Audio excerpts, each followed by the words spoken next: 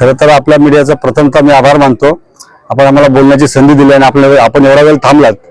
आपल्याला मला असं वाटत नाही सांगायला पाहिजे का कळंबोलीमध्ये रवी भगत जो आहे त्यांनी काही कामासाठी कुठला अजेंडा घेऊन गेला आहे। अहोरात्र दिवस रात्र फक्त आणि फक्त कळंबोलीचा विकास हेच केलेला आहे। याच्यामुळे आपल्याला वेगळं सांगायला असं पाहिजे काही नाही।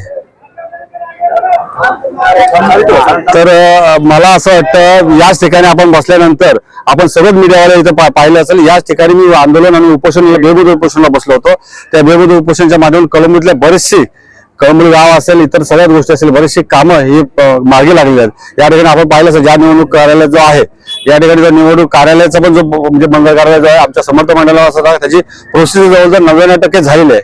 म्हणजे असे अनेक काम आज रस्ते असतील, गावातील पाण्याची टाकी असेल, गावातले रस्ते असेल, सेव्हर लाईन असेल, या इतर सर्वच कामं भारतीय जनता पार्टीच्या म्हणजे पक्षप्रवेश करण्याच्या अगोदर गेलं का तर एक लढवया कार्यकर्ता, लढवया रोखटोक बोलणारा, लढवयाच्या माध्यमातून बऱ्याचशा मी हे दिले आपल्या सर्वांच्या चॅनलच्या माध्यमातून दिली। मला असं वाटत नाही का इतर कोणी काम केलं, पण हे मी सांगायला आवर्जून का सांगतो तर तुम्ही साक्षीदार द्या ठिकाणचे। आणि आता नव्याने जर विचार केला तर माझ्या प्रभागामध्ये फक्त 2 महत्त्वाची जास्त कामं आहेत, ती म्हणजे विकासाच्या बाबतीत एक तर होल्डिंग पॉइंट। मी पक्षप्रवेश केल्यानंतर दादांनी ताबडतोब तो मंजूर दिला। एक क्रीडांगणचा म्हणजे ज्या पद्धतीने क्रीडांगण या मुलांना खेळण्यासाठी पाहिजे।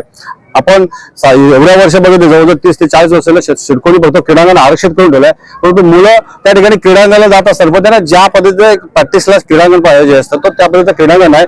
तिथं खेळणाऱ्याला एक चांगलं कर्तृत्व, त्याला चांगल्या पद्धतीचं एक ऍडव्हान्स भेटला पाहिजे, त्या पद्धतीने त्यांनी क्रीडांगण मंजूर केला। महत्वाचं म्हणजे या ठिकाणी कळंबोलीमध्ये जो होल्डिंग पॉइंट आहे, कळंबोली प्रत्येक ठिकाणी या पाण्याचा साठा आता आपण पाहिलं असेल या वर्षी पाणी साचलं नाही, त्या होल्डिंग पॉइंटला सुद्धा मंजूर दिली आणि तिकडे जवळजवळ 105 कोटी रुपयाचा आदरणीय आमदार साहेब यांच्यामधून मंजूर दिले। आणि त्या ठिकाणी आज जवळजवळ जे ट्रान्सफॉर्मर बसवले पाण्यासाठी त्याच्यामुळे कळंबोलीमध्ये पाणी भरला नाही। आणि तो होल्डिंग पॉइंट जो आहे तो नव्याने ज्या पद्धतीने वडाला तलाव आहे त्या पद्धतीचा वडाला तलाव सारखा हा एक कळंबोलीचा होल्डिंग पॉइंट म्हणजे कळंबोलीतला मार्केट रेट जो रेडी रेकनर रेट आहे ना तो सुद्धा त्या होल्डिंग पॉइंट सारख्या माध्यमातून क्रीडांगणासाठी वाढणार आहे। त्याच्यामुळे अतिशय चांगल्या पद्धतीने कामाला मंजूर दिली।